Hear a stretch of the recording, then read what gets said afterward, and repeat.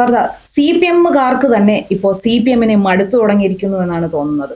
പ്രമുഖരായ C P എമ്മുകാർ B J പിയിലേക്ക് ഒഴുകുകയാണ് എന്ന് വേണമെങ്കിൽ പറയാം. ഇപ്പൊ കഴിഞ്ഞ ദിവസമായിരുന്നു ഇടത് നിരീക്ഷകനും ചാനൽ ചർച്ചകളിൽ സി പി എമ്മിന് വേണ്ടി വാദോരാതെ സംസാരിക്കുമായിരുന്ന റെജി ലൂക്കോസ് ബി ജെ പിയിലേക്ക് ചേക്കേറി. തുടർന്ന് ഇപ്പൊ രാജേന്ദ്രൻ അദ്ദേഹവും സി പി എമ്മിൽ നിന്നും ബി ജെ പിയിലേക്ക് പോവുകയാണ്. എന്താ ഈ ട്രോളന്മാർ പറയുന്നത് പോലെ ചെങ്കൊടി നരച്ച് കാവിയായി മാറുന്ന ഒരു അവസ്ഥയിലേക്കാണോ എത്തുന്നത്? ചുവപ്പ് നിറച്ചാൽ കാവി തന്നെയാണല്ലോ പറയുക.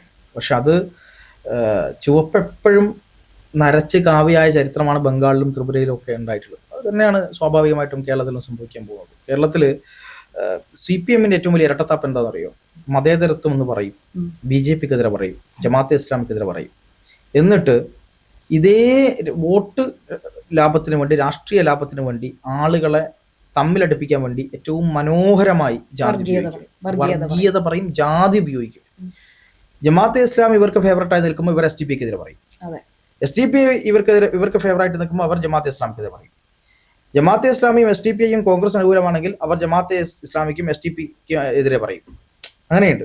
അത് ഇവർക്ക് ആര് ഫേവറായിട്ട് നിൽക്കുന്നു, അല്ലെങ്കിൽ കോൺഗ്രസിന് ആര് ഫേവറായിട്ട് നിൽക്കുന്നു, അതാണ് ഇവരുടെ ഇത് എന്ന് പറയുന്നത്. അവർ സി പി എമ്മിനൊപ്പം ചേർന്നാൽ എല്ലാവരും വിശുദ്ധരായി. ഇപ്പം ഒരു വലിയ പീഡന കേസിലെ പ്രതി ഒരു പ്രശ്നത്തിൽ നിൽക്കുകയാണെങ്കിൽ അയാൾ നേരെ പോയി സി പി എമ്മിൽ ചേർന്നാൽ മതി, സ്പോട്ടിൽ വിശുദ്ധനാക്കപ്പെടും കേരളത്തിൽ. ഒരു സംശയമില്ല അക്കാര്യത്തിൽ. കവിയൂർ കേസൊക്കെ നമ്മുടെ മുമ്പിൽ ഉണ്ട്. അപ്പോൾ ഞാൻ പറയാൻ വരുന്നത് വെച്ചാൽ ഇപ്പോൾ സി പി എമ്മിന്റെ അടിമകളായിട്ടുള്ള നിൽക്കുന്ന ആൾക്കാർക്ക് പോലും സി പി എമ്മിനോട് വളരെ പ്രശ്നങ്ങൾ വരികയാണ്. അതില് റെജി ലൂക്കോസ് ഇപ്പോൾ സി പി എം വിട്ടു. റെജി ലൂക്കോസ് സി പി എം വിട്ടു എന്നത് എന്നെ ഏറെ ചിന്തിപ്പിച്ചതും ഞെട്ടിപ്പിക്കുന്നതുമായ കാര്യമായിരുന്നു. കാര്യം അതിന്റെ തലേ ദിവസം ചർച്ചയിൽ വന്നിരുന്ന് സി പി എമ്മിനെയും പിണറായിയെയും പുകഴ്ത്തി, അതിന്റെ തലേ ദിവസം ഇരുന്നിട്ട് പറഞ്ഞു, എന്താണ് നിങ്ങൾ ബി ജെ പിയിലേക്ക് പോകാൻ വേണ്ടി ഈ റിക്രൂട്ട്മെന്റ് നടത്തുന്ന ആളെ വെച്ചിട്ടാണോ ചർച്ച നടത്തുന്നതെന്ന് റെജി ലൂക്കോസ് ചോദിച്ചു. പിറ്റേ ദിവസം റെജി ലൂക്കോസ് നോക്കും ബി ജെ പി. ആ റിക്രൂട്ട്മെന്റില് റെജിയും ഭാഗമായി. എന്താ സംഭവിച്ചു? അതായത് ഞാൻ പറയുന്നത് ഒരു കാര്യം പറഞ്ഞാൽ അതൊന്ന് നമ്മുടെ ബ്രെയിനിനെ ആക്സെപ്റ്റ് ചെയ്യാൻ ഒരു സമയം കൊടുക്കണ്ടേ? ഒരു 3, 4, 5 ദിവസം മിണ്ടാതിരുന്നിട്ടാണ് പോകുന്നതെങ്കിൽ. അതായത് ഈ ചാനൽ ചർച്ചകളിലൊക്കെ ഈ സി പി എം ഭാരവാഹിത്വമുള്ള ആൾക്കാർ വന്നിരുന്ന് ഫൈറ്റ് ചെയ്യുന്നതിനേക്കാൾ രൂക്ഷമായിട്ടായിരുന്നു റെജി ലൂക്കോസിന്റെ ആക്രമണങ്ങൾ, അല്ലേ? ഇപ്പോ എന്ത് പറയാൻ, അങ്ങനെയുള്ള പാർട്ടി ഭാരവാഹിത്വം ഉള്ളവർ പോയാൽ പോലും നമുക്ക് ഈ ഞെട്ടൽ ഉണ്ടാവാത്ത രീതിയിലായിരുന്നു റെജി ലൂക്കോസ് ആക്രമിച്ചുകൊണ്ടിരുന്നത്. വിഷയങ്ങൾ നോക്കിയാൽ മതി. സി പി എം ഏറ്റവും കൂടുതൽ പെട്ടുകിടക്കുന്ന, ഒരു തരത്തിലും ന്യായീകരിക്കാൻ പറ്റാത്ത വിഷയങ്ങളിൽ നേതാക്കന്മാർ ബബ്ബ അടിക്കുമ്പോൾ റെജി ലൂക്കോസ് ഒരു പ്രശ്നവുമില്ലാതെ ന്യായീകരിക്കും. അയാൾക്ക് എന്താ പ്രശ്നം? ഒരു പ്രശ്നവുമില്ല. ഞാൻ രാഷ്ട്രീയ നിരീക്ഷകനാണെന്നുള്ള നിലയ്ക്കാണ് പറയുന്നത്. അപ്പോൾ അങ്ങനെ നിൽക്കുന്ന റെജി ലൂക്കോസ് പറഞ്ഞ ചില കാര്യങ്ങളാണ് ഞാൻ ആ സമയത്ത് നോക്കിയത്. അതിലേക്ക് വരുന്നതിന് മുമ്പ് ഞാൻ ഒരു കാര്യം പറയാം. അഡ്വക്കേറ്റ് ബി എം ഹസ്കറിനെ സി പി എം താക്കീത് ചെയ്തു. എന്തിനാ താക്കീത് ചെയ്തത്? വെള്ളാപ്പള്ളി നടേശനും പിണറായി വിജയനും പറഞ്ഞിട്ടുള്ള കാര്യങ്ങൾ, ഇവരുടെ പ്രശ്നങ്ങൾ, ഇവർ വർഗീയതയാണ് പറയുന്നത്, വെള്ളാപ്പള്ളിയെ കൂടെ കൂട്ടരുത് എന്നൊക്കെ പറഞ്ഞ കാര്യത്തിന്റെ പുറത്ത് അസ്കറിനോട് പറഞ്ഞു ഇനി മിണ്ടരുത്. അതോടുകൂടി അസ്കർ എന്ത് ചെയ്തു? ഇടത് നിരീക്ഷക സ്ഥാനം രാജിവെച്ചു. അങ്ങനെ ഒരു സ്ഥാനം ഉണ്ടോ എന്ന് എനിക്കറിയില്ല, എവിടെന്നാണ് രാജിവെച്ചത്, പ്രതിഷേധം മനസ്സിലായി. പക്ഷെ അത് ഒരു അടിമയ്ക്ക് കിട്ടി. ഇപ്പം റെജി ലൂക്കോസിനും മതിയായി. ഇനി ബി ജെ പിയിലേക്ക് പോയ, കഴിഞ്ഞ ദിവസങ്ങളിലേക്ക് പോയ കുറെ ആൾക്കാരുടെ അടുത്ത് പരിശോധിക്കാം. പാലക്കാട് സി പി എമ്മിന്റെ ഒരുപാട് കാലത്തെ പ്രബല നേതാവും ഏരിയ സെക്രട്ടറി ആയിട്ടുള്ള ഒരു മനുഷ്യൻ, അതിന്റെ പേരോട് മറന്നുപോയി, അവിടെ സി പി എം കെട്ടിപ്പടുക്കുന്നതിലൊക്കെ ഉണ്ടായിരുന്ന ഒരാളാണ് അദ്ദേഹത്തിന്റെ ഫാമിലിയും വർഷങ്ങളായിട്ട് സി പി എം ആണ്, ബി ജെ പിയിലോട്ട് പോയി. ഒരു യുവ നേതാവ്, SFIയുടെ യുവ നേതാവ്, കോട്ടയം ജില്ലയാണോ കൊല്ലം ജില്ലയാണോ എനിക്ക് സംശയമുണ്ട്, ഒരു വനിതാ നേതാവ് നേരെ ഇന്നലെ ബി ജെ പിയിൽ എത്തിയിട്ടുണ്ട്. എസ് രാജേന്ദ്രൻ ഇന്ന് ബി ജെ പിയിലേക്ക് പോകുന്നു. കുറെ കാലമായി നമ്മൾ കേൾക്കുന്നു. എസ് രാജേന്ദ്രൻ ആരായിരുന്നു? എസ് രാജേന്ദ്രൻ ദേവികുളം MLA ആയിരുന്നു. MLA എന്നുള്ള നിലയിൽ മാത്രമല്ല, അവിടെ രാജേന്ദ്രന്റെ കയ്യിലായിരുന്നു സി പി എമ്മിന്റെ ഇടുക്കിയിലെ പാർട്ടി. രാജേന്ദ്രൻ മണി കഴിഞ്ഞാൽ രാജേന്ദ്രൻ ആയിരുന്നു അവിടെ കാര്യങ്ങൾ പറയുന്നത്. ആ രാജേന്ദ്രൻ ഇവിടത്തേക്ക് പോകുന്നു, ബി ജെ പിയിലേക്ക്. അങ്ങനെ സി പി എമ്മിൽ നിന്ന് സകലമാന ആളുകളും ബി ജെ പിയിലേക്ക് പോകുന്നു എന്നുള്ള. അപ്പൊ വേറൊരു കാര്യമുണ്ട്, ബി ജെ പി ചില കാര്യങ്ങൾ ശ്രദ്ധിക്കേണ്ടതുണ്ട്. ഈ മുള്ളുമുരുക്ക് മൂർഖൻ പാമ്പുകൾ തീർത്താണ് ബി ജെ പിയിലേക്ക് പോകുന്നത്. അത് എന്തുകൊണ്ടാന്നുള്ളത് അവര് ശ്രദ്ധിക്കേണ്ട കാര്യമാണ്. അതവിടെ നിൽക്കട്ടെ. അല്ല, ചിലപ്പോ ഇനിയിപ്പോ വന്ന് ഈ പാർട്ടി ഓഫീസിന്റെ മുന്നിലത്തെ ബോർഡ് എടുത്ത് മാറ്റിയാൽ മതിയാവുമോ എന്നുള്ള ഒരു അവസ്ഥയിലേക്ക് മാറ്റിയിട്ട് ബി ജെ പി എന്നങ്ങ് വെച്ചാൽ മതിയായിരിക്കും. പക്ഷെ ഞാൻ ഏറ്റവും രസകരം എനിക്ക് തോന്നുന്നത്, പണ്ടൊക്കെ പറയുക കോൺഗ്രസിൽ നിന്നാണ് ആളുകൾ കൂടുതൽ ബി ജെ പിയിലേക്ക് പോവുക എന്നുള്ളതായിരുന്നു പറയാം. കോൺഗ്രസ് ഇപ്പൊ 2 തവണ 2 ടേമായിട്ട് കോൺഗ്രസിന് കേരളത്തിൽ ഭരണമില്ല. പക്ഷെ 2 ടേമായിട്ടും എത്ര കോൺഗ്രസ്സുകാർ BJP പോയി എന്നുള്ള ചോദ്യമാണ്. നിഷ്പക്ഷമായ വോട്ടെടുത്തിട്ട് അല്ല പറയേണ്ടത് കോൺഗ്രസ് പ്രവർത്തകർ. പക്ഷെ അതിനേക്കാൾ കൂടുതൽ ഈ 2 ഭരണം കൊണ്ട് CPM പോയിട്ടുണ്ട്. നിങ്ങൾ നോക്കിക്കോ, ഏത് BJPയുടെ ഇപ്പോഴത്തെ പ്രവർത്തകന്മാരെ എടുത്ത് നോക്കിയാലും പഴയ CPM ആണ്, പഴയ CPM ആണ്, പഴയ SFI-കാരനാണ് എന്ന് പറയും. ഞാൻ ഇപ്പം എന്നെ സംബന്ധിച്ച് എന്നെ കാര്യം പറയാം. അതായത് BJPക്ക് അനുകൂലമായി ഞാൻ പൂർണ്ണമായും ഒരു BJPയെ പിന്താങ്ങുന്ന ആളൊന്നുമല്ല. അതായത് BJPയുടെ എനിക്ക് എതിരായ അഭിപ്രായമൊക്കെ ഉണ്ട്. പക്ഷെ BJPയെ സപ്പോർട്ട് ചെയ്ത് പറയേണ്ട കുറെ കാര്യങ്ങൾ ഉണ്ട് എന്ന് മനസ്സിലാക്കിയ ഒരാളായിരുന്നു ഞാൻ. അങ്ങനെ ഞാൻ പറയാറുണ്ട്, കോൺഗ്രസിനെ സപ്പോർട്ട് ചെയ്ത് പറയണ്ട നല്ല കാര്യങ്ങൾ കോൺഗ്രസിനെയും BJPയെയും പറ്റി ഞാൻ പറയാറുണ്ട്. അതെങ്ങനെ അത് ഞാൻ ആരായിരുന്നു പണ്ട്? കടുത്ത CPM-കാരനും കടുത്ത SFI-കാരനും മുറിച്ചാൽ മുറിയുന്ന CPM-കാരനും മാത്രമല്ല എന്നെ വെട്ടി പിന്നെ മറ്റുള്ള പാർട്ടിക്കാർ കൊന്നാൽ എനിക്ക് രക്തസാക്ഷി സ്തൂപം ഉണ്ടാക്കി അതിൽ ആനന്ദം കൊള്ളണമെന്ന് വിചാരിച്ചിരുന്ന ഒരാളായിരുന്നു സീരിയസ്ലി. പിന്നീടാണ് കുറച്ചും കൂടെ തലച്ചോറ് വളർന്നപ്പോഴാണ് മനസ്സിലായത് ഇതിനേക്കാൾ വലിയ തലച്ചോറ് വളർത്തില്ല അതിലേക്ക് ചെന്ന് കഴിഞ്ഞാൽ. അതാണ് സീരിയസ്ലി. പക്ഷെ നമുക്ക് സ്വന്തമായി ചിന്തിക്കാൻ ശേഷിക്കുന്ന ആൾക്കാർക്ക് അത് മനസ്സിലാവും. ഇവരെ ഞാൻ കഴിഞ്ഞ ദിവസം പറഞ്ഞതുപോലെ മാറാടിൽ പോയി പിന്നെ വെല്ലുവിളിച്ച് വന്നു ഞാൻ എന്ന് പിണറായി ഇവരെ തെറ്റിദ്ധരിപ്പിച്ചിട്ടുണ്ട്. അത് വിശ്വസിച്ചുള്ള ആൾക്കാരാണ്. അപ്പൊ അതുപോലെ നമ്മളൊക്കെ വിശ്വസിക്കും. പഴയ പത്രവാർത്തകൾ ഇപ്പൊ പലരും അത് പുറത്ത് കാണിക്കുന്നുണ്ട്. അപ്പൊ അതിൽ പറയുന്നത് എന്താണ്, അവിടുത്തെ പ്രതിഷേധം കാരണം മടങ്ങി പോവാണ് ചെയ്തത്. അവിടെ പോയി കാറ് പോലും മാറി കയറിയ പോലെ പേടിച്ചോടുകയാണ് ചെയ്തത്. തീർച്ചയായിട്ടും. പക്ഷെ അത് അന്നത്തെ കാലഘട്ടത്തിലൊക്കെ ദേശാഭിമാനി മാത്രം വായിക്കുന്ന സഖാക്കളാണ്. മാതൃഭൂമി മനോരമയൊക്കെ വിരുദ്ധമാണ്. അപ്പൊ അതുകൊണ്ട് ദേശാഭിമാനി മാത്രം വായിക്കുന്നതുകൊണ്ട് ഇവരെ ചെവിയിൽ ഇതെത്തില്ല. അങ്ങനെ ഒരു സംഭവം ഉണ്ടല്ലോ. അപ്പൊ അതുകൊണ്ട് ഇവർ പറഞ്ഞാൽ പാർട്ടി ക്ലാസ്സുകളിൽ പറയും ഇതങ്ങ് വിശ്വസിക്കും. ഇതാണ് ഇവിടെ സംഭവിച്ചുകൊണ്ടിരിക്കുന്നത്. പക്ഷേ ഞാൻ പറഞ്ഞത് റെജി ലൂക്കോസ് പറഞ്ഞ ചില നിർണായകമായ കാര്യങ്ങളുണ്ട്. ഇയാൾ പോകുമ്പോൾ റെജി ലൂക്കോസ് ചില കാര്യങ്ങൾ പറഞ്ഞിട്ടുണ്ട്. അപ്പൊ ഞാൻ ജസ്റ്റ് പറയാം. റെജി ലൂക്കോസ് പറഞ്ഞ ചില കാര്യം. Doctor P. സരിൻ സീറ്റ് കിട്ടാത്തത് കൊണ്ട് കോൺഗ്രസിൽ നിന്ന് CPM-ലെത്തി. വരും മുന്നേ കമ്മ്യൂണിസ്റ്റ് പാർട്ടിയെയും പിണറായി വിജയന്റെയും കുടുംബത്തെയും തലമുറകളെയും വരെ ആക്രമിച്ചിരുന്ന ആൾ വന്ന ഉടനെ പാലക്കാട് സീറ്റ് കൊടുത്തു. ഇപ്പോൾ മാസം 80,000 രൂപ പ്ലസ് അലവൻസ് ഉള്ള ജോലിയുണ്ട്. PS. പ്രശാന്ത് നിയമസഭാ സീറ്റ് തോറ്റപ്പോൾ കോൺഗ്രസിൽ നിന്ന് CPM-ലെത്തി. പിന്നീട് ദേവസ്വം ബോർഡ് പ്രസിഡന്റായി. എല്ലാവിധ ആനുകൂല്യങ്ങളും ലഭിക്കുന്നുണ്ട്. പെൻഷനും കിട്ടും. ഇനിയിപ്പോൾ ഒരു പ്രശ്നമില്ല. ഷാഹിദ കമാൽ കോൺഗ്രസിൽ നിന്ന് CPM-ലെത്തി. 5 വർഷത്തോളം വനിതാ കമ്മീഷൻ അംഗമായിരുന്നു. മനസ്സിലാക്കണം. പെൻഷൻ അടക്കം എല്ലാവിധ ആനുകൂല്യങ്ങളും ഉണ്ട്. സേഫായി. ലതിക സുഭാഷ് കോൺഗ്രസിൽ നിന്ന് CPM മുന്നണിയിലെത്തി. ബോർഡ് അധ്യക്ഷ ആയി. എല്ലാവിധ ആനുകൂല്യങ്ങളും അവസാനത്തിൽ ലഭിക്കുന്നുണ്ട്. സ്റ്റേറ്റ് കാർ, മറ്റു കാര്യങ്ങൾ, അങ്ങനത്തെ കാര്യങ്ങൾ. അനിൽകുമാർ കോൺഗ്രസിൽ നിന്ന് CPM-ലെത്തി. അതായത് കോൺഗ്രസിന്റെ പ്രമുഖ നേതാവായ കോഴിക്കോട്ടെ നേതാവായിട്ടുള്ള അനിൽകുമാർ CPM-ലെത്തി. ഞാൻ ആലോചിക്കുന്നത് KPCC-യുടെ ഒരു മുതിർന്ന നേതാവായിട്ടുള്ള അനിൽകുമാർ CPM-ലേക്ക് പോയിട്ട് CPM-ന്റെ കോഴിക്കോട് ജില്ലാ കമ്മിറ്റിയിലാണ് ഇപ്പോൾ ഉള്ളത്. പക്ഷേ അദ്ദേഹത്തിന് സാമ്പത്തികമായി നേട്ടമുണ്ടായി. ഇപ്പോഴും ബോർഡിലും മറ്റു കാര്യത്തിലും ഉണ്ട്. KV തോമസ് കോൺഗ്രസിൽ നിന്ന് CPM-ലെത്തി. കേരള സർക്കാരിന്റെ ഡൽഹി പാലം പോസ്റ്റിൽ വർക്ക് ചെയ്യുന്നു. അതായത് കേന്ദ്ര സർക്കാരുമായിട്ടൊരു ഒരു നയപരമായ നീക്കം നടത്താൻ വേണ്ടിയിട്ട് അവിടെ MP-മാർക്ക് CPM-ന്റെ MP-മാർക്ക് പണിയെടുക്കാൻ പറ്റില്ല. അതുകൊണ്ട് പ്രത്യേകമായി KV തോമസ് അവിടെ നിയമിച്ചു. പ്രത്യേക കേരള ഹൗസിൽ ഇത് കൊടുത്തു, പിന്നെ സ്റ്റേറ്റ് കാർ കൊടുത്തു, അലവൻസ് കൊടുത്തു. അയാൾ പക്ഷെ പുള്ളി പറഞ്ഞു എനിക്ക് ശമ്പളം വേണ്ട, ഞാൻ ശമ്പളം വാങ്ങിക്കില്ല എന്നായിരുന്നു ആദ്യം പറഞ്ഞത്. പക്ഷെ പുള്ളി പറഞ്ഞു എനിക്ക് ശമ്പളം വേണ്ട, പക്ഷെ എന്ത് ചെയ്യണം, എന്റെ യാത്രാ ചെലവ്, അത് ഇത് ഭക്ഷണത്തിന്റെ ചെലവ് എല്ലാം കൂടി കൂട്ടി ഞാനൊരു പൈസ അങ്ങ് തരും, അത് എനിക്ക് തരണം. അങ്ങനെയുണ്ടല്ലോ. അപ്പോ അത് കൃത്യമായി അദ്ദേഹം വാങ്ങാനുള്ള പണി അദ്ദേഹം എടുക്കുന്നുണ്ട്. പക്ഷെ എന്താണ് അത് അവിടെ ചെയ്യുന്നത് എന്ന് ഈ കേന്ദ്ര സർക്കാരിന്റെ ആളുകൾ ചോദിക്കുന്നുണ്ട്. ഇങ്ങനെ എന്തിനാണ് ഇവിടെ പിടിച്ചു നിർത്തിയിരിക്കുന്നത് എന്ന് ചോദിക്കുന്ന ഒരു ചോദ്യമുണ്ട്. ഇത് ഇങ്ങനെയുള്ള പല ആൾക്കാരും പെട്ടെന്ന് പാർട്ടിമാർ CPM എത്തുമ്പോൾ CPM കൊടുക്കുന്ന പരിഗണനയുണ്ട്. അവരുടെ പാർട്ടിയിൽ പെട്ടെന്ന് അങ്ങ് സ്റ്റേറ്റ് കമ്മിറ്റിയിൽ കൊണ്ടുപോകില്ല. ഇപ്പൊ സന്ദീപ് വാര്യർ വന്നപ്പോൾ കോൺഗ്രസ് ജനറൽ സെക്രട്ടറി ആക്കി. BJP നേരെ സ്റ്റേറ്റ് കമ്മിറ്റിയിൽ കൊണ്ടുപോകും. പക്ഷെ CPM അങ്ങനെയും ചെയ്യില്ല. CPM അവരുടെ ഏറ്റവും താഴെ തട്ടിൽ അവരുടെ ഒരു കേഡർ ലെവലുണ്ട്, അതിലേക്ക് കൊണ്ടുപോകും. അതൊരു മറയാണ്. പക്ഷെ ഇവർക്ക് കൊടുക്കേണ്ട എല്ലാ സാധനവും കൊടുക്കും. സാമ്പത്തികമായിട്ട് സേഫാണ്. അവരെ കണ്ടാ സല്യൂട്ട് ചെയ്യുന്ന രീതിയിലേക്ക്, അവർ നേതാക്കന്മാരുടെ വലിയ ബന്ധങ്ങൾ ഉണ്ടാവുന്ന രീതിയിലേക്ക്, അടുത്തൊരു തെരഞ്ഞെടുപ്പിൽ മത്സരിക്കുമ്പോൾ MLA സ്ഥാനാർത്ഥിയെ മത്സരിക്കാവുന്ന രീതിയിലേക്ക്. അവർ എന്തിനാണ് പാർട്ടി സ്ഥാനം? ചോദ്യം ഇതാണ്. ഇപ്പം മലപ്പുറത്തെ പ്രമുഖ നേതാവായിട്ടുള്ള KT ജലീൽ പറഞ്ഞിട്ടുണ്ട്, എനിക്ക് പിണറായിയോട് പിന്നെ പ്രതിബദ്ധതയില്ല, എനിക്ക് പാർട്ടിയോട് പ്രതിബദ്ധതയില്ല, പിന്നെ എന്നെ വോട്ട് ചെയ്ത ജനങ്ങളോട് പ്രതിബദ്ധതയില്ല, എനിക്ക് ആകെ പ്രതിബദ്ധത അള്ളാഹുവിനോട് മാത്രമാണ്. കാര്യം എന്താന്ന് വെച്ചാൽ ഞാൻ സ്വർഗമാണ് ഇനി ആഗ്രഹിക്കുന്നത്. അപ്പൊ ഇത്രയും കാലം ഇയാളെ സപ്പോർട്ട് ചെയ്ത ആൾക്കാരൊക്കെ എന്തായി? ഇതാണ് സംഭവം. PV അൻവർ ഉൾപ്പെടെയുള്ള ആൾക്കാർ, പല ആളുകളെയും ഇവർ CPM കൊണ്ടുവരുന്നത് എന്തുകൊണ്ടായിരുന്നു? ഇവർക്കൊക്കെ പൈസ ഉണ്ട്. ഇപ്പൊ അബ്ദുറഹ്മാൻ താനൂര്, ഇവരൊക്കെ പാർട്ടിയിലൊന്നുമല്ല, പക്ഷെ ഇവരൊക്കെ അധികാര സ്ഥാനത്ത് നിർണായകമായ തീരുമാനം എടുക്കുന്നുണ്ട്. പക്ഷെ ഈ പാർട്ടിക്ക് വേണ്ടി ആട്ടും തുപ്പും കൊണ്ട് നടക്കുന്ന എത്രയോ ആളുകളുണ്ട്. അവർക്ക് വേണ്ടി എന്താ ചെയ്യുന്നവര്?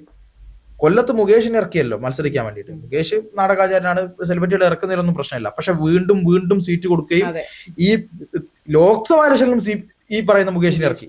ഈ ബലാത്സംഗ കേസിൽ നിൽക്കുന്നതുകൊണ്ട് മുകേഷിനെ ഒരു സസ്പെൻഷൻ പോലും ചെയ്യാത്ത പാർട്ടിയാണ് CPM. ഞങ്ങളുടെ പരിപാടി ഇതൊന്നും മാറ്റി നിർത്തിയേക്കാം എന്ന് പോലും ചിന്തിക്കുന്നില്ല. എന്താ പരിഗണന ഇങ്ങനെ കൊടുക്കുന്നത്? കൊല്ലത്തൊക്കെ എത്ര നല്ല സഖാക്കളുണ്ട്. ഒരു തവണ കൊടുത്തു, ഓക്കെ. 2 തവണ കൊടുത്തു, ഓക്കെ. വീണ്ടും ആ ലോക്സഭാ സീറ്റിൽ കൂടി ഈ മുകേഷിന് കൊടുക്കുക എന്ന് പറയുന്ന സാധനം ആലോചിച്ചൂടെ? അപ്പൊ അത് ചെയ്യുന്ന ആൾക്കാരാണ് CPM എന്ന് പറയുന്നത്. അപ്പോൾ CPM കംപ്ലീറ്റ്ലി റിക്രൂട്ട്മെന്റ് ഏജൻസിയായി മാറിക്കഴിഞ്ഞു. അത് നിങ്ങൾ പറയുന്ന പോലെ പിണറായി വിജയന്റെ ഒരു പാലം വർക്ക് മാത്രമല്ല എന്നാണ് ഞാൻ മനസ്സിലാക്കുന്നത്. കാരണം ആളുകൾക്ക് മടുത്തു, CPMന്റെ അണികൾക്ക് മടുത്തു. ഇത് പോകുന്നത് വലിയ പ്രശ്നത്തിലാണെന്ന് മനസ്സിലായി. ഒരു നാണവും ഇല്ലാതെ പോയി കുത്തിറിഞ്ഞ് ഞാൻ ഇത്രയും കാലം ന്യായീകരിച്ചു. ഈ ഇന്നലെ ചാടി വന്നവനൊക്കെ സ്ഥാനം കിട്ടി. മടുത്തു എന്ന് പറഞ്ഞാൽ അതിനർത്ഥം അവർക്ക് ചെറുതായി ബുദ്ധി ഉദിച്ചു എന്നാണ്. അതും പറയാം. പക്ഷെ എനിക്ക് എന്ത് കിട്ടി എന്നാണ് റെജി ലൂക്കോസ് ചോദിക്കുന്നത്. ഇപ്പം അദ്ദേഹത്തിന് ഇപ്പം സ്ഥാനങ്ങൾ കിട്ടാനോ അല്ലെങ്കിൽ എന്തെങ്കിലും ഒരു വലിയ ആളോ അങ്ങനെ ആയിരിക്കില്ല. ഇത്രയും തെറികേട്ടൊരു മനുഷ്യൻ, ഇത്രയും നേതാക്കന്മാർക്ക് പോലും ഒരു കാര്യവും പിന്നെ പ്രതികരിക്കാൻ പറ്റാത്ത സമയത്ത് പ്രതികരിച്ചൊരു മനുഷ്യൻ. അല്ല, ഈ ന്യായീകരിക്കുമ്പോ തന്നെ ഉള്ളിൽ അറിയാം ഈ ന്യായീകരിക്കുന്നതിൽ തെറ്റുണ്ട് എന്നുള്ളത്.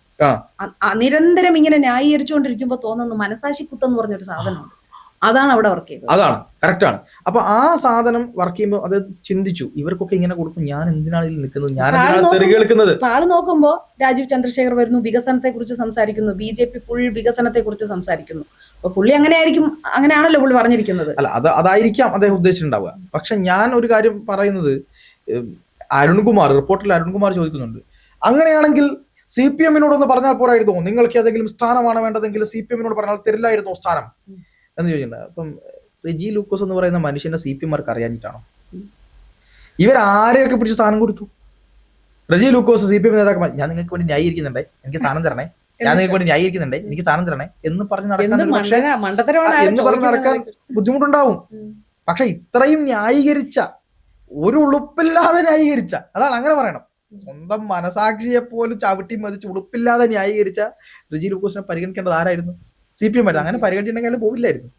പക്ഷെ എനിക്ക് അയാളോട് യോജിപ്പില്ല കേട്ടോ, അത് വേറെ കാര്യം. ഇത് അയാൾ ചെയ്തത് എന്താണെന്നുള്ള അയാൾ വിശ്വസിക്കണം. അയാൾ പൂർണ്ണമായി തിരുത്തി വന്നതാണെങ്കിൽ ഓക്കെ, അങ്ങോട്ട് പോയതാണെങ്കിൽ ഓക്കെ. BJP എന്ന് പറയുന്ന രാഷ്ട്രീയമോ അല്ലെങ്കിൽ കോൺഗ്രസ് രാഷ്ട്രീയത്തെ പറ്റിയല്ല ഞാൻ പറയുന്നത്.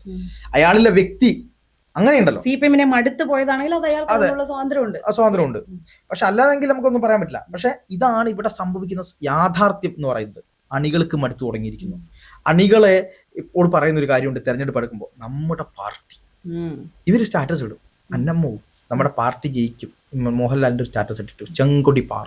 ഇത് കാണുമ്പോൾ പഴയ സഖാക്കൾക്ക് ഒരു എന്താണ് മനസ്സിൽ ഇങ്ങനെ ചോര ഇങ്ങനെ തിളച്ചു വരും. അപ്പം പറയും, ഇത് ഇത്രയും അഴിമതിയും അതും ഇതും ഇങ്ങനെ പ്രശ്നങ്ങളും പറയും. പണ്ട് പുന്നപ്രവയലാറിലും അതുപോലെ തന്നെ ജമ്മിത്തത്തിനെതിരെയും പോരാടിയിരുന്നൊരു പാർട്ടി, ജമ്മിത്തത്തിനെതിരെ പോരാടിയോ പുന്നപ്രവയലാറിന് സംഭവിച്ചൊക്കെ അവിടെ നിൽക്കട്ടെ, അതിനൊക്കെ വേറെ ഫാക്ട് ഉണ്ട് കേട്ടോ, അതൊക്കെ ഞാൻ മാറ്റി നിർത്താം. കാരണം അതിൽ എതിരഭിപ്രായം ഉണ്ട്. അതായത് കമ്മ്യൂണിസ്റ്റ് പാർട്ടിയുടെ പങ്കാളിത്തത്തിൽ പല എതിരഭിപ്രായങ്ങളും പഠനങ്ങളുണ്ട്, അതവിടെ നിൽക്കാം, മാറ്റി നിർത്താം. പക്ഷെ അങ്ങനെയുള്ള സ്ഥലത്തും ഇവർ പറയുമ്പോൾ ഈ പഴയ ആളുകൾക്കൊക്കെ ഇങ്ങനെ ചോര തിളയ്ക്കും. എന്നിട്ട് അതാണ് ഇവർ ആയുധമാക്കുന്നത്. പക്ഷെ അപ്പൊ ചോദിക്കും, നിങ്ങൾക്ക് ചോര തിളച്ചു, ശരി, നമ്മൾ പോയി വോട്ട് കുത്തി, ശരി, എന്നിട്ട് നിങ്ങൾക്ക് എന്താ ഗുണം? നിങ്ങൾക്ക് ഒരു നേട്ടവും പറഞ്ഞു, പാർട്ടിക്ക് നേട്ടം ഉണ്ടായി. ആരാണ് പാർട്ടി? പിണറായി വിജയനാണ് പാർട്ടി. പിണറായി തീരുമാനിക്കും. കഴിഞ്ഞ 2ാമത്തെ സർക്കാരിൽ നിന്ന് കുറെ മന്ത്രിമാരെ ഒഴിവാക്കുമ്പോൾ പറഞ്ഞത് 2 ടേം നിർബന്ധമായിട്ട് ടേം നിബന്ധന ഉണ്ടായിരുന്നു. ഇനി മന്ത്രിയാവണ്ട, അടുത്ത തവണ മുഖ്യമന്ത്രിയായ പിണറായി വിജയൻ ഞാനും ഉണ്ടാവില്ല എന്ന് പറഞ്ഞ ആളാണ് പിണറായി വിജയൻ. ഇപ്പം പിണറായി വിജയൻ തന്നെ 3ാമതും ലീഡ് ചെയ്യാൻ പോകുന്നു. ഈ സഖാക്കൾക്ക് ഇത് ഓർമ്മയില്ലേ? എന്തുകൊണ്ട് CPMൽ തലമുറ മാറ്റം ഉണ്ടാവുന്നില്ല? CPMൽ വേറെ ആളുകളില്ലേ നയിക്കാൻ? KK ശൈലജയുടെ പേര് മാത്രമൊന്നുമല്ല, CPMൽ വേറെയും ആളുകളുണ്ട്. എന്തുകൊണ്ട് അവരെ കൊണ്ടുവരുന്നില്ല? CPMന്റെ യുവജന നേതൃത്വത്തെ എടുത്തു നോക്കൂ. ശിവപ്രസാദ്, ജെയ്ക്സി തോമസ്, ആർഷോ, റഹീം, എങ്ങനെ പിടിച്ചത്? ക്വാളിറ്റി ഒന്ന് അളന്നു നോക്കൂ. ജെയ്ക്കിന്റെയും ആർഷോയുടെ ഒക്കെ ക്വാളിറ്റി ഒന്ന് അളന്നു നോക്കൂ, എങ്ങനെ പിടിച്ചേൽപ്പിക്കും? അതാണ് ഞാൻ പറയുന്നത്. ഇപ്പം PK Biju, M Swaraj, PK Biju, അതുപോലെ തന്നെ അന്നത്തെ കാലഘട്ടത്തിൽ ഉണ്ടായിരുന്ന ഇപ്പോഴത്തെ KN ബാലഗോപാൽ ഉൾപ്പെടെ പണ്ടത്തെ പിന്നെ ഡിവൈഎഫ്ഐയുടെ നേതാക്കന്മാരായിരുന്ന ഒരുപാട് ആളുകളുണ്ട്. അതെല്ലാം CPM-ൽ നിന്ന് മുഹമ്മദ് റിയാസ്, ആ ഒരൊറ്റ പേര് മാത്രം ഓർത്താൽ മതി. അതൊക്കെ അങ്ങനെ ഒരുപാട് നേതാക്കന്മാർ ഇതിൽ വന്നിട്ടുണ്ട്. അതായത് മുൻപ് വന്ന് ഈ കഴിവ് തെളിയിച്ച് ഉള്ള ഒരുപാട് നേതാക്കന്മാരുള്ള ഒരു പാർട്ടി ഉണ്ടായിരുന്നു CPM-നകത്ത്. ബിജുവിനെ പോലെ, PK ബിജുവിനെ പോലെ. PK ബിജുവിന്റെ ഇപ്പോഴത്തെ സ്റ്റാറ്റസ് അല്ല, ഇപ്പോഴത്തെ അന്നത്തെ കാലത്തെ സ്റ്റാറ്റസ് ആണ്. അപ്പൊ നല്ല നിലയ്ക്ക് പ്രതികരിച്ചിരുന്ന നേതാക്കന്മാരുണ്ടായിരുന്നു. അല്ല, M സ്വരാജിന് നല്ല ജനകീയ പിന്തുണ ഉണ്ടായിരുന്ന ഒരു കാലം ഉണ്ടായിരുന്നു. അത് പിന്നീട് അദ്ദേഹം തന്നെ കളഞ്ഞു വിളിച്ചതാണ്. അപ്പം ഇങ്ങനെ ഉണ്ടായിരുന്നിടത്ത് ഇപ്പം ഈ CPM-ന്റെ യുവനിരയെ എടുത്തു നോക്കൂ, കോൺഗ്രസിന്റെ യുവനിരയെ എടുത്തു നോക്കൂ, BJP-യുടെ യുവനിര എടുത്തു നോക്കൂ. 3-ാം സ്ഥാനത്താണ് CPM. അതെ. BJP-യുടെ യുവനിര അനൂപ് ആന്റണി ഉൾപ്പെടെ, ഈ പറയുന്ന എന്താണ് യുവരാജ് ഗോകുൽ ഉൾപ്പെടെ, മിഥുൻ വിജയകുമാർ ഉൾപ്പെടെ ചാനൽ ചർച്ചയിൽ വന്നിരിക്കുന്ന ആൾക്കാരുടെ അടക്കം ക്വാളിറ്റിയും അവരുടെ സാധ്യതകളും എടുത്തു വെച്ചു. ഇപ്പം തിരുവനന്തപുരത്ത് മേയറായിട്ട് വന്നിട്ടില്ലേ ഇപ്പം വി രാജേഷ് പറയുന്ന ഇംഗ്ലീഷ് കട്ടായിരുന്നോ? വി രാജേഷ് അഡ്വക്കേറ്റ് ആണ്. അദ്ദേഹം എത്ര സ്ഫുടമായിട്ടാണ് ഇംഗ്ലീഷ് സംസാരിച്ചത്. ഇത്രയും അധികം വിദ്യാഭ്യാസം ഉണ്ടായിട്ടും, വലിയ ഉന്നത വിദ്യാഭ്യാസത്തിന്റെ നിലവാരത്തെ പറ്റിയൊക്കെ സംസാരിച്ചിരുന്ന റഹീം അവിടെ പോയിട്ട് മലയാളികളെ മൊത്തം കുറവാക്കുന്ന രീതിയിൽ സംസാരിച്ചു. അത് കാരണം ഭാഷ അറിയാത്ത നല്ല പ്രശ്നം. എനിക്ക് ഇംഗ്ലീഷ് അറിയില്ല, എനിക്ക് ഇംഗ്ലീഷ് ഇല്ല, ഞാൻ കുറച്ച് പ്രശ്നമുണ്ട് എന്ന് പറയുന്നത് ഓക്കെ. പിണറായി വിജയനെ ആരും കുറ്റം പറയുന്നില്ലല്ലോ, ഇംഗ്ലീഷ് പറയുന്നുണ്ടോ? പക്ഷെ ഇവിടുത്തെ ഉന്നത നിലവാരം ഒന്ന് തള്ളുന്ന ഇവർ ഇത്രയും ഈ നേതാക്കന്മാർക്കും ഇംഗ്ലീഷ് പറയാൻ പറ്റില്ല. അപ്പൊ ആലോചിച്ച് നോക്കൂ എത്രത്തോളമാണ് ഇവരുടെ പ്രശ്നം എന്നുള്ളത് ആലോചിക്കണം. അപ്പൊ അത് ശിവപ്രസാദ് ആയിക്കോട്ടെ, ഇപ്പൊ പുതിയ വന്നിട്ടുള്ള സഞ്ജീവ് ഉൾപ്പെടെയുള്ള ആൾക്കാർ, ഇവർ ഒരു നേതൃത്വങ്ങൾക്ക് തീരെ ക്വാളിറ്റി ഇല്ലാതായി പോവാണ്. നേരെ മറിച്ച് യൂത്ത് കോൺഗ്രസിലെ നേതൃത്വങ്ങൾ എടുത്തു പരിശോധിക്കും. കാരണം അബിൻ വർക്കിയെ പോലെ, വിജയ് ഇന്ദുചൂടനെ പോലെ, ഷാഫി പറമ്പിലിനെ പോലെ, അഭിജിത്തിനെ പോലെ, ഇവരൊക്കെ ജിൻഡോ ജോൺ ഇവരൊക്കെ ഉണ്ടാക്കിയിട്ടുള്ള ഒരു ഇമേജ് ഉണ്ട്. ആ ഇമേജ് എന്താ? വളരെ കൃത്യമായി കാര്യങ്ങൾ പറഞ്ഞ ഇമേജ് ആണ്. CPM ഒരു വയസ്സന്മാരുടെ, കടൽക്കിഴവന്മാരുടെ ഒരു പാർട്ടിയായി മാറിക്കഴിഞ്ഞു. അതാണ് യഥാർത്ഥത്തിൽ സംഭവിക്കുന്നത്. പക്ഷെ പുതിയ തലമുറ വരുമ്പോൾ ഇവര് അന്ധമായി ന്യായീകരിക്കാനും അനാവശ്യമായി കാര്യങ്ങൾ പറയാനും, CPM എന്ത് തെറ്റ് ചെയ്താലും അതിനെ പറയാനും പിണറായിസ്റ്റുകളായി മാറിപ്പോയിരിക്കുന്നു. അതുകൊണ്ടാണ് ഇവരുടെയൊക്കെ പ്രശ്നം. അല്ല, വേറൊരു കാര്യം പറയട്ടെ. ഇപ്പോ ചോര തിളയ്ക്കുന്ന രീതിയിലുള്ള സ്റ്റാറ്റസുകൾ ഇട്ടിരുന്ന പല യുവാക്കളായ അണികളും ഇപ്പൊ ഈ കഴിഞ്ഞ തദ്ദേശ തെരഞ്ഞെടുപ്പിലെ പരാജയത്തിൽ മറ്റേ സന്ദേശം സിനിമയിലെ ചില ഡയലോഗുകൾ അവർ തന്നെ സ്വയം പരിഹസിച്ചുകൊണ്ട് വൈരുദ്ധാത്മിക ഭൗതികവാദം എന്നൊക്കെ പറഞ്ഞിട്ട് സ്റ്റാറ്റസ് ഇടുന്നത് കണ്ടായിരുന്നു. അപ്പൊ ഞാൻ തന്നെ ആലോചിച്ചു, ഇവരൊക്കെ നേരത്തെ ഭയങ്കര ചോര തിളയ്ക്കുന്ന സ്റ്റാറ്റസ് ഇട്ടവരാണ്. ഇപ്പൊ അവർക്ക് തന്നെ മനസ്സിലായി തുടങ്ങി ഇതിൽ കഴമ്പില്ല എന്നുള്ളത്. തീർച്ചയായിട്ടും. ഞാൻ ഒരു കാര്യം കൂടി പറഞ്ഞ് അവസാനിപ്പിക്കാം. അതായത് CPM-ന്റെ ചരിത്രത്തിൽ MV ഗോവിന്ദനെ പോലുള്ള സെക്രട്ടറി ഉണ്ടായിട്ടില്ല.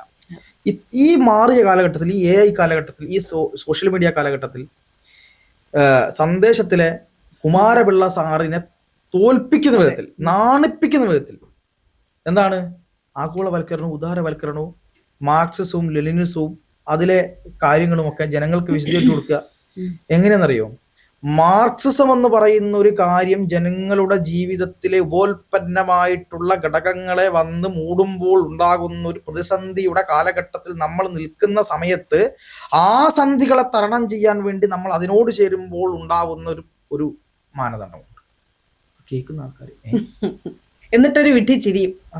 അല്ല, മനസ്സിലായില്ലേ? ഞാൻ ഒന്നുകൂടി പറയാം. ഇതേ തരാവർത്തിക്കും. ഈ പ്രതിഭാസത്തോട് നമ്മൾ പോരാടുന്ന സമയത്ത് നമ്മൾക്ക് മുതലാളിത്ത ഈ കുപ്രസിദ്ധമായിട്ടുള്ള മുതലാളിമാരോട്, കോർപ്പറേറ്റുകളോട് നമുക്ക് മുട്ടി നിൽക്കാൻ കഴിയില്ല. CPM-ന്റെ ആശയധാര അപ്പോഴും ഈ കാര്യങ്ങൾ നടക്കുമ്പോഴും അവിടെയുണ്ട്. പിന്നെ ഗോപികൃഷ്ണനോട് പറഞ്ഞതുപോലെ ശബരിമലയിലെ സ്വർണ്ണക്കൊള്ള കേസിൽ ആരെ അറസ്റ്റ് ചെയ്താൽ ഞങ്ങൾക്ക് പ്രശ്നമില്ല. അത് സ്വർണ്ണക്കൊള്ളയാണോ എന്നൊക്കെയുള്ളത് വരും അന്വേഷണത്തിലൂടെ അത് വരട്ടെ. അതും ഞാൻ പറയുന്നില്ല. അപ്പൊ മറ്റുള്ള ആൾക്കാർ ഇതിന് മുമ്പേ ഇവര് ആരോപണം ഇറക്കി വിടുകയല്ലോ, അന്വേഷിച്ച് വരട്ടെ എന്നല്ലല്ലോ പറയാ. ആരെ അറസ്റ്റ് ചെയ്താലും പ്രശ്നമല്ല എന്ന് പറയുന്നത് അറിയോ? എന്നെ അറസ്റ്റ് ചെയ്താലും എനിക്ക് പ്രശ്നമല്ല. ഞങ്ങൾ കക്കുന്നത്, ഞങ്ങൾ സൈദ്ധാന്തികപരമായിട്ടുള്ള കക്കലാണ്. CPM കക്കുന്നത് പോലെ അല്ല കോൺഗ്രസും BJP-യും കക്കുന്നത്. അവർ അപകടകാരികളാണ്. CPM കട്ടാലും പരിധിയുണ്ട്. അത് അടിസ്ഥാന വർഗത്തിന്റെ സോഷ്യലിസ്റ്റ് ആശയവുമായി ബന്ധപ്പെട്ട് നിൽക്കുന്നതാണ്. CPM ഒക്കെ രാഷ്ട്രീയമാകുമ്പോൾ കക്കും, പക്ഷെ കക്കലിനൊരു പരിമിതിയുണ്ട്. നിങ്ങൾക്ക് അഭിപ്രായം പറയാനുള്ള സ്വാതന്ത്ര്യമുണ്ട്. നിങ്ങൾക്ക് താഴ്ന്നു നിൽക്കുന്ന ജാതിക്കാർക്ക് ഒരു കാര്യം പറയണമെങ്കിൽ ഈ സർക്കാർ ആയിരിക്കണം. നിങ്ങൾക്ക് മറ്റൊരു പറ്റില്ല. അപ്പം ഞങ്ങൾ കക്കും, പക്ഷെ ആ കക്കലിനെ പോലും ഒരു വിപ്ലവമായി നിങ്ങൾ കാണണമെന്ന് പറയും. അപ്പൊ ഈ സഖാക്കളെ ഈ പാർട്ടി ക്ലാസ് ഇരിക്കുന്ന ആൾക്കാർ ശരിയാണ് സഖാവ് മാസാടാ എന്ന് പറയുന്ന ഒരു രീതിയുണ്ട്. ഇതൊക്കെ പറഞ്ഞ് പാർട്ടിയെ അങ്ങേയറ്റം ട്രോളിന് വിധേയമാക്കുന്ന ഒരു സെക്രട്ടറി ഇതുപോലെ ആരെപ്പോലെ ഉണ്ടായിട്ടില്ല, ഈ ഗോവിന്ദ മാഷ് പോലെ ഉണ്ടായിട്ടില്ല. കാരണം പാർട്ടിയൊക്കെ സ്നേഹിക്കുന്ന ഒരുപാട് ആൾക്കാരുണ്ട്. ഞാൻ പറയട്ടെ, CPM നശിച്ചു പോകണമെന്ന് എനിക്ക് ആഗ്രഹമില്ല. CPM നശിക്കരുതെന്നാണ് എൻ്റെ ആഗ്രഹം. CPM ഇസ്ലാമിന് വേണ്ടി, ഈ ന്യൂനപക്ഷങ്ങൾക്ക് വേണ്ടി പിന്നെ എന്താണ് ന്യൂനപക്ഷ വർഗീയവാദവും ഈ ഭൂരിപക്ഷ സംഭവം അതിന് രണ്ടിനും അനുകൂലമായി നിൽക്കുന്നുണ്ട്. ഇപ്പോൾ ഇതല്ലാതെ പണ്ടുണ്ടായിരുന്ന ഒരു നയമുണ്ടായിരുന്നു. ആ നയത്തിലേക്ക് തിരിച്ചു പോകണമെന്നാണ് ഇപ്പോഴും ആഗ്രഹം. പക്ഷെ അതൊന്നുമല്ല ഇവിടെ നടക്കുന്നത്. ഈ അടിമപ്പണി എടുക്കുകയാണ്. അപ്പൊ ഇതൊക്കെ കൊണ്ട് പാർട്ടി അല്ലെ ആളുകൾ തന്നെ കൂടുമാറിക്കൊണ്ടേയിരിക്കുന്നു എന്നുള്ളതാണ് യാഥാർത്ഥ്യം.